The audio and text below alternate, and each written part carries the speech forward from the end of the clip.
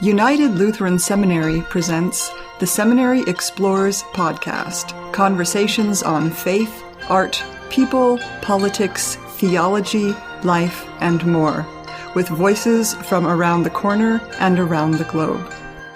The producers would like to note that this episode was recorded on July 7th, 2017, a month before the tragic events in Charlottesville, Virginia surrounding the Robert E. Lee statue and related protests and counter-protests. United Lutheran Seminary expresses deepest sympathy for those killed and injured in Charlottesville. We also encourage our listeners to revisit the episode titled Not Waiting for the Hero, to hear an example of a unique form of nonviolent counter-protest that was carried out 10 years ago under similar circumstances. The last weekend in Gettysburg, we had a gathering of armed persons forming a kind of informal militia which flooded the national park, the battlefield, in response to social media which said that certain persons were coming to tear down flags and deface monuments. Nothing came of that because there was no group that showed up to do these things. But in the meantime, it shows that we have a serious issue in American society, one on the very cusp of violence that relates to taking down monuments, defacing them, or taking down flags and defacing them. It's time we get some perspective on this very fraught issue. Our guest will help us with that today. She is Jill Titus, the Associate Director of the Civil War Institute at Gettysburg College, and the author of Brown's Battleground. It refers to the famous Supreme Court decision of Brown versus Board of Education concerning equal opportunity in education, and she studied a southern county, Prince Edward County in Virginia. Outside of what happened this weekend, what's the context of all this, do you think? What's your feeling, your take, the background, the context of this very difficult issue?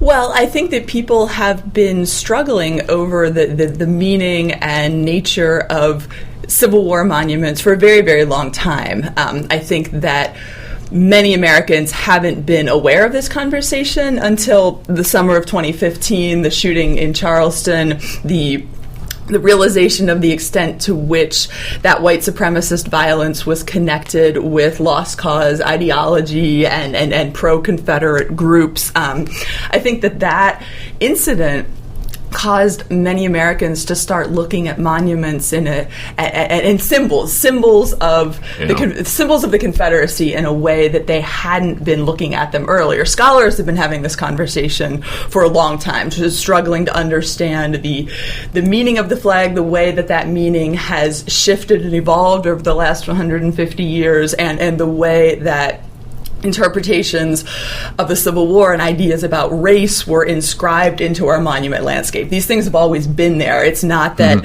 they suddenly appeared. It's that people are now seeing them and interpreting them and questioning them in a way that they haven't done before. So there's a matter of brass or concrete or whatever the statue, the monument, or cloth as the flag are made out of, and then the important thing you're stressing is the interpretation. And once they rise to the point of becoming a symbol, especially a loaded symbol, American flags, Christian Christian crosses, the Jewish Star of David, and so on. Sure. There's something suddenly more than cloth or brass or concrete. The interpretation is the key. Right. When you talk about interpretation, then would you emphasize context of whether or not certain monuments are removed or not removed? I would. I think that there's definitely no one-size-fits-all approach for this. I think that the best possible outcome that could come out of this increasing concern and debate and the intensity of this debate is that individual communities begin to question and have dialogue surrounding the monuments in their midst, begin to look into the history of why these monuments came to be, who advocated for them, what was the process through which they were placed there, what was the context of what was happening both broadly across the country and in that individual community at the time that they were placed. I think that's the first step, understanding, contextualizing, being able to see that the placement of this monument, particularly the placement in whatever specific location it's in, is more than just an expression of a desire to commemorate history. People don't just put up monuments because they want to commemorate a historical event. It's always shaped by the way that they are interpreting that historical event in the present, or drawing on the meaning of that event to give support and life and legitimacy to whatever causes they themselves are espousing in the present. So I think that understanding context is vitally important. But I think that communities can reach different conclusions about what to do once they have a better understanding of that context. I think that some communities might choose to reinterpret a monument, to put up some sort of wayside explaining how it came to be there, what groups supported it, what it had to do with contemporary politics of that day. I think other communities might choose to do a little bit more than that. They might they might add another monument interpreting a different story and putting those two in tension. Some communities might decide that these monuments don't have a place in our community anymore. They might decide to take them down, to put them in a museum where they can be interpreted. They might reach a variety of different conclusions about what's an appropriate thing to do. And I think that what sort of a space a monument is in would certainly play into that. Is a monument in a cemetery? Is it on a battlefield? Is it on another piece of historic ground? Is it in a civic space like a courthouse, or in front of a school?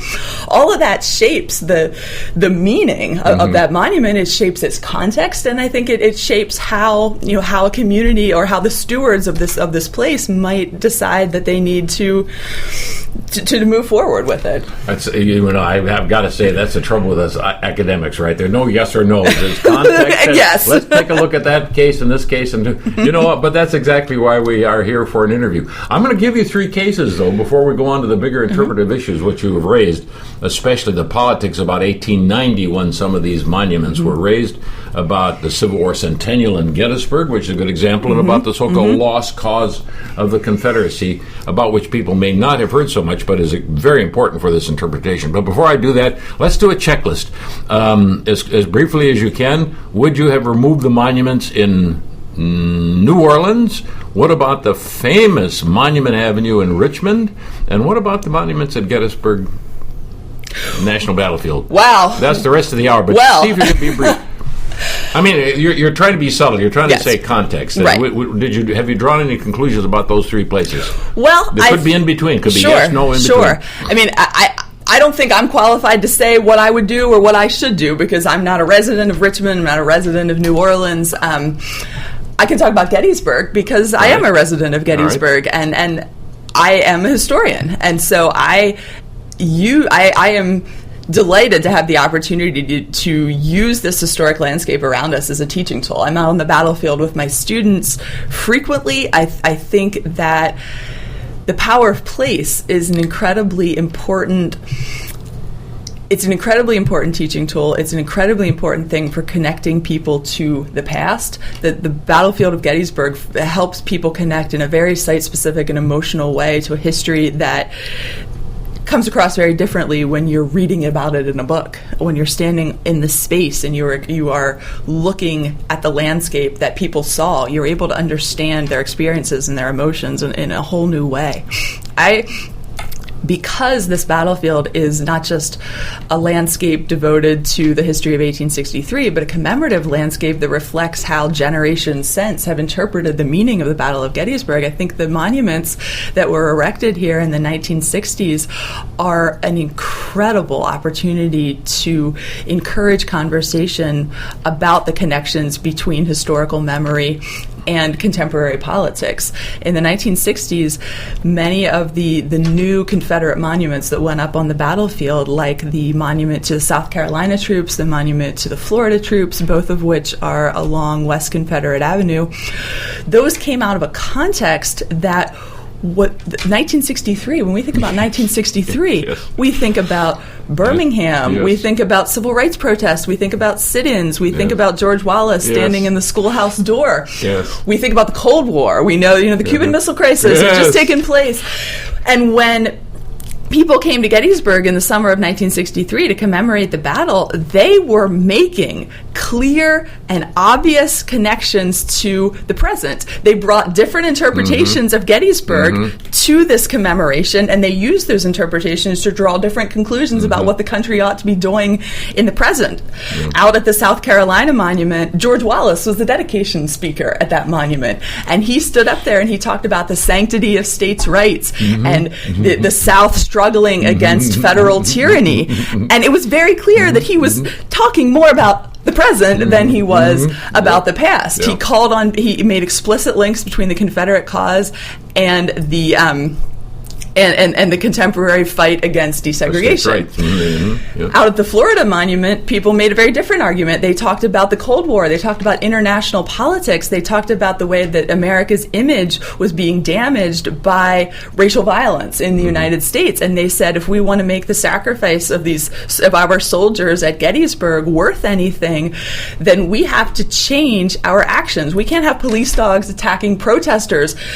We need to move the battle into the courts, so there's an attempt to put some limits on protest, but at the same time, there was an open acknowledgement that if America is just a country for the white man, then the Civil War has no meaning, and the sacrifice of our soldiers, Confederate soldiers, has no meaning. And when we think about the Florida politics in 1963, they had just come out of the Cuban Missile Crisis. This was a state where tourism was becoming increasingly important, a state where open clashes were being discouraged, a state where more and more Northerners were moving in, where regional identity was sort of becoming subsumed in this larger national identity. These monuments tell us so much about meaning. Out at the Peace Light, which of course has been here much longer than the 1960s, but there was a ceremony during the 1963 anniversary out there where one of the members of the U.S. Commission on Civil Rights gave a sermon calling on Americans to make good on the promises of the Civil War by embracing emancipation in all forms, by ending discrimination in voting and in education and employment and housing.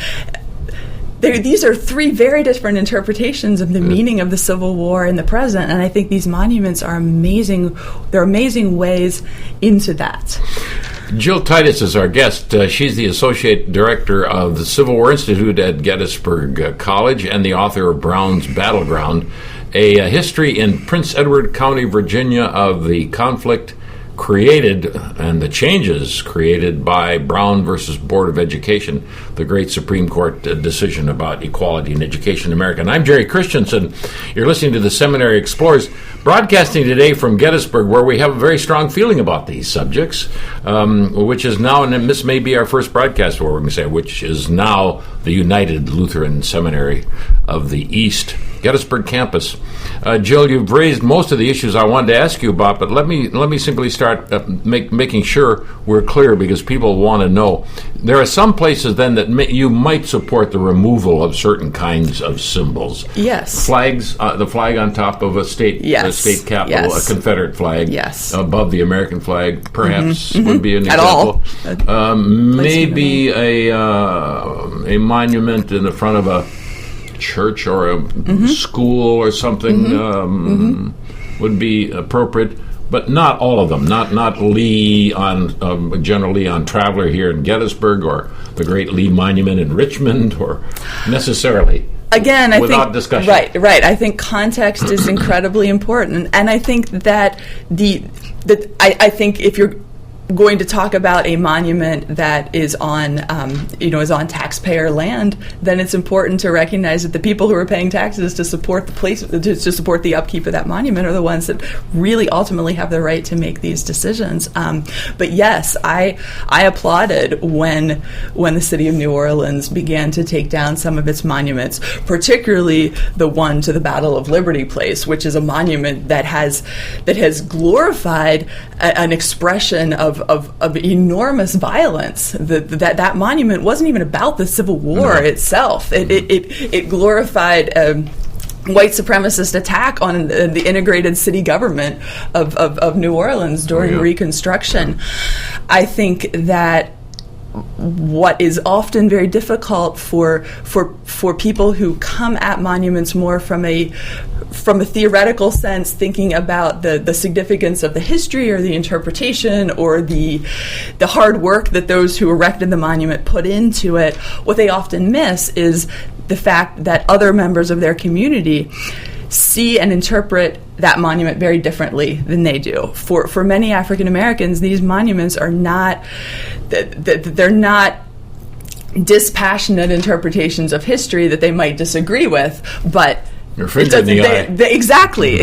They are extraordinarily painful symbols that, to many, suggest a continued place of subservience in American culture. Yeah.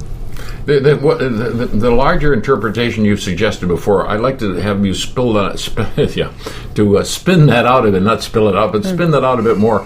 And I think of two things that we might not have heard a great deal about. Number one, the Civil War centennial in Gettysburg, for example, was more than just a remembrance. As a teaching opportunity, we can see how people understood the battle in 1913.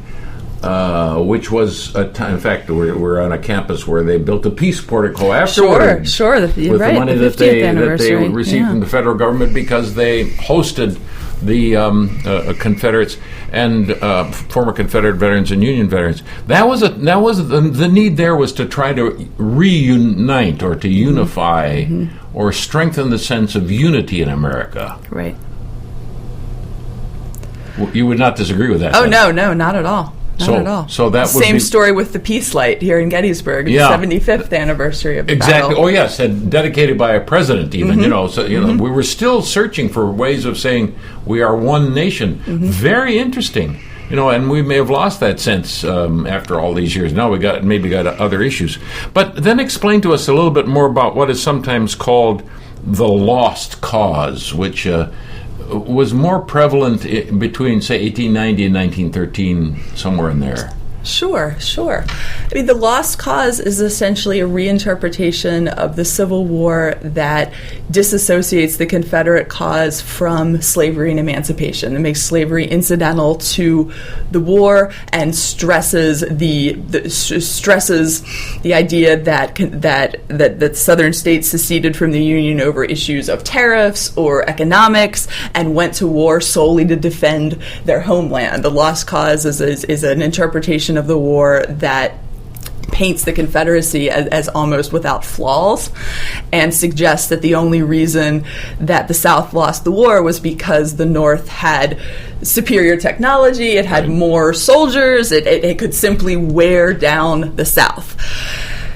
This interpretation didn't begin to develop until the years after the war. The secession declarations are very clear that these states are seceding over slavery, and that states' rights is about the right to continue to maintain a slave system. The lost cause also tended to either ignore African Americans or suggest that African Americans were loyal subjects of the Confederacy, that they embraced this cause, that they even fought with their owners on the battlefield and fought to defend plantations when Union troops came through, instead of stressing the huge numbers of African Americans who enlisted in the Union Army, who served as scouts and spies and laundresses, those who emancipated themselves by fleeing from their homes. Part of the And one of the monument traditions of the Lost Cause tended to emphasize the cause more than those who were lost. The very first generation of Confederate monuments were monuments about grief. They were monuments in cemeteries. They were monuments to the fallen, to those who had and that died. was a common cause. They found common cause in that, didn't they? Yes, they I find unification in that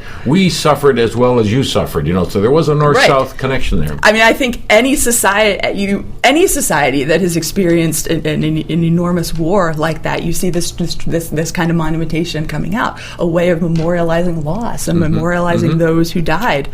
It's the second generation of monuments, the more lost cause-oriented monuments, that tend to glorify the cause. These are the monuments that were most common today, the ones that we think of, the generals standing on horseback, much larger than life, the monuments that suggest that white Southerners were entirely unified in this cause, which is not true at all. And it is, in fact, part of the reason that the South lost the war. And there's a famous quote that something along the lines of that Kentucky didn't become Confederate until after the war. These monuments suggest a narrative of white unity that simply didn't exist. And part of the other monument, the dimension of the Lost Cause that sometimes gets less attention, there were even monuments erected to faithful slaves during these years, monuments that embraced this interpretation that African Americans had loyally supported the Confederacy and that they should be honored for their subordination and their submission and their loyalty. This is a whole different world than the idea that African Americans were freedom fighters, were supporting the Union cause, were soldiers.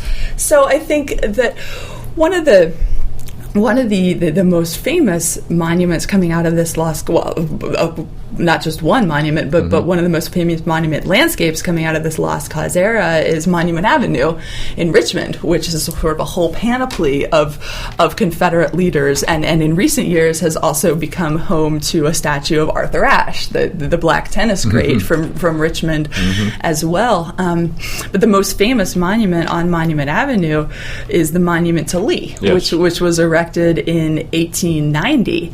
And I think when we look at that monument, we see this towering statue of Lee. We see the idea of Lee as the great leader of the Confederacy. What we don't see are the politics in Virginia that gave rise to that monument. We don't see the African Americans in the crowd who looked up at that and said, the white man's back on top. We don't see that very same year, Virginia's first black congressman was defeated in an election where white Democrats ran on the platform of party doesn't matter. This is about we have to restore the white man's government in Virginia. And if I could say one other thing, we don't see John Mitchell, the publisher of the Richmond Planet, a black paper in the city, standing there in that crowd and writing later in his newspaper, the black man put this monument up. Black laborers certainly did erect that monument and will be there in the future to take it down when the time comes.